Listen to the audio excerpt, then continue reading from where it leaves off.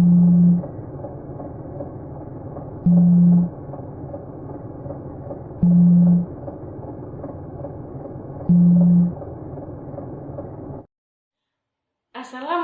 warahmatullahi wabarakatuh.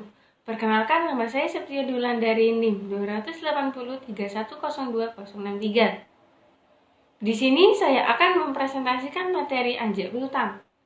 Dan saya akan menjelaskan poin jenis-jenis anjak piutang dan manfaat-manfaat anjak piutang.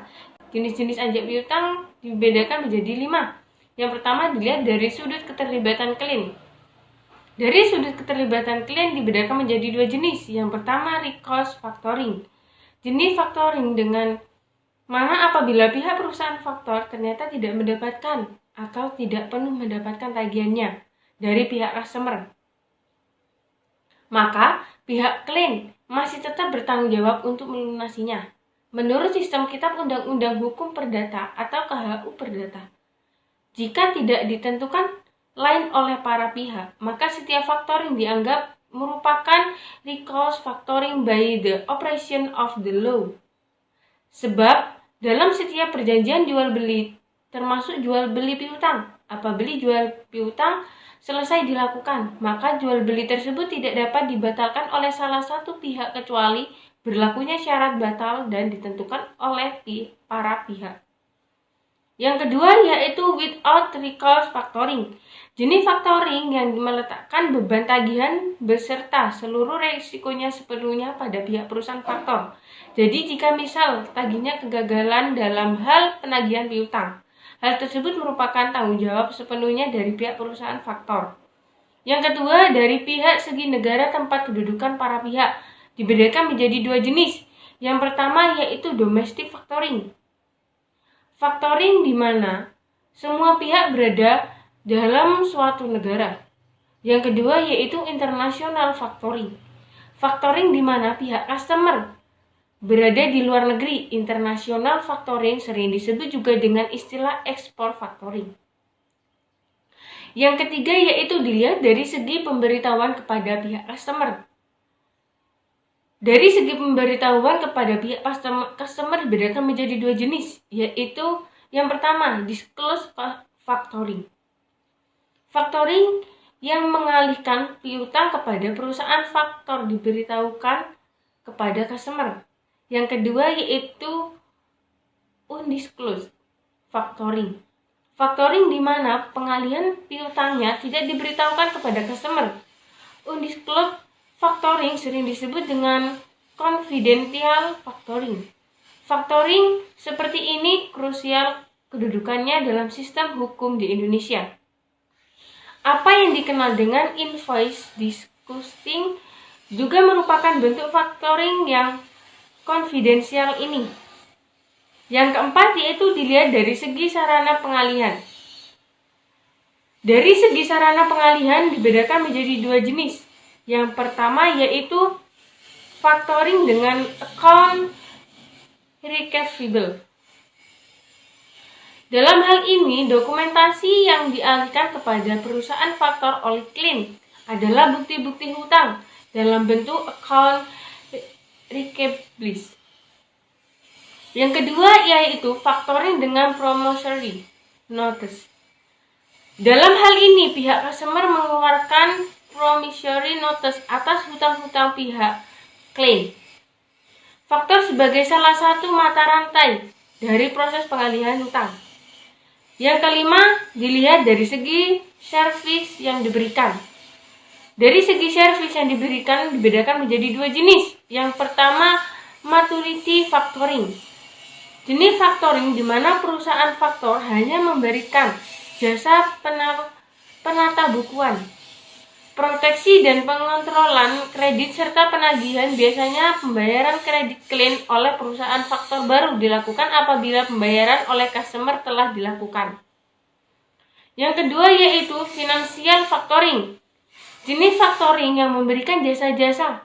Di samping jasa-jasa yang diberikan oleh maturity factoring ditambah lagi dengan jasa pemberian bantuan finansial. Jasa finansial ini diberikan lewat pemberian advance payment oleh perusahaan faktor kepada klien sebelum jatuh tempo sebelum ditagihan utang. Manfaat-manfaat anjak piutang dibagi menjadi 3 bagi. Yang pertama saya akan menjelaskan bagi klien. Di bagi klien ada 2 jasa. Yang pertama jasa pembiayaan dan jasa non pembiayaan. Yang pertama jasa pembiayaan ada peningkatan penjualan.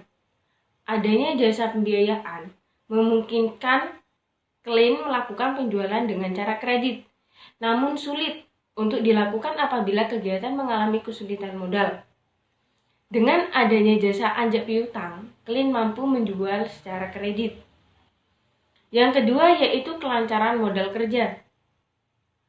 Jasa anjak piutang memungkinkan klien untuk mengkonfirmasikan piutangnya yang belum jatuh tempo menjadi dana tunai dengan prosedur yang relatif lebih cepat. Yang ketiga yaitu pengurangan resiko, tidak tertagihnya piutang. Pembiayaan dengan skema without recourse memungkinkan adanya pengalihan sebagian resiko tidak tertagihnya piutang kepada faktor. Pengalihan risiko ini sangat menguntungkan bagi kelancaran dan kepastian usaha bagi pihak klien. Yang kedua yaitu, saya akan menjelaskan jasa non-pembiayaan.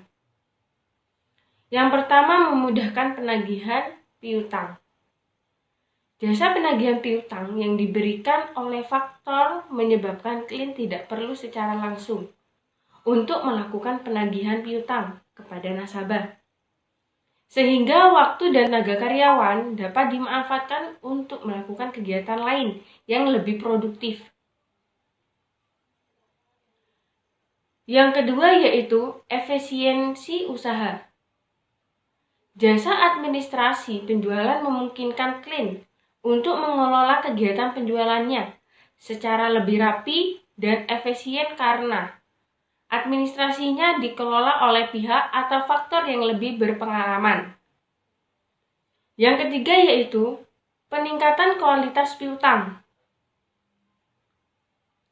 Jasa administrasi penjualan memungkinkan memberikan fasilitas kredit kepada pembeli secara selektif, sehingga kemungkinan tertagihnya piutang menjadi lebih tinggi.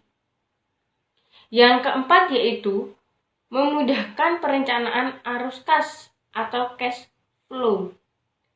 Jasa investigasi kredit atau piutang memungkinkan klien untuk melakukan perkiraan waktu dan jumlah piutang yang dapat ditagih, sehingga memudahkan proyeksi arus kas usaha secara keseluruhan. Yang kedua yaitu bagi faktor. Manfaat utama yang diterima oleh bagi faktor adalah penerimaan dalam bentuk fee dari pihak klien. Yang pertama yaitu diskon fee atau CIR. Fee ini dibayarkan oleh klien karena faktor memberikan jasa pembiayaan atau uang muka atas piutang yang diberikan oleh faktor. Yang kedua yaitu service atau CIR. Fee ini dibayarkan oleh klien karena faktor memberikan jasa non-pembiayaan yang nilainya ditentukan sebesar persentase tertentu dari piutang atas dasar beban kerja yang akan dilakukan oleh faktor. Yang ketiga yaitu bagi nasabah. Nasabah memperoleh manfaat. Yang pertama yaitu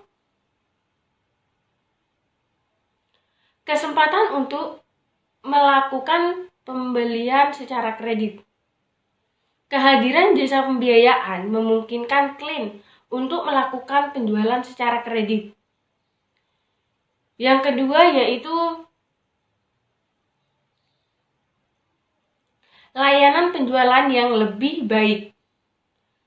Jasa administrasi penjualan memungkinkan klien melakukan penjualan dengan lebih cepat dan tepat. Sekian dari saya. Wassalamualaikum warahmatullahi wabarakatuh.